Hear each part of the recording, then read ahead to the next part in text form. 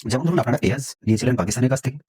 যখন ২০২৫ সালের প্রথম দিক দিয়ে ওই পাকিস্তান থেকে জাহাজ ভর্তি করে আপনাদের পেঁয়াজ এসেছিল, তখন খুব লাফালাফি করছিল আপনাদের যে সমস্ত মিডিয়া যারা রয়েছে, আপনাদের সরকারের যে সমস্ত চামুন্ডা যারা রয়েছে তারা। তারপর আপনারা বললেন যে মিশর থেকে আমরা পেঁয়াজ অর্ডার করব, তবুও ভারত থেকে নেব না।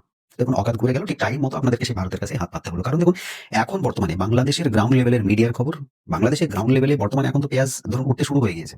এখন এই উঠতি মুহূর্তে পেঁয়াজের দাম বাংলাদেশে ১৫০ উপরে। এগুলো বাজার ফলো করলে বুঝতে পারবেন।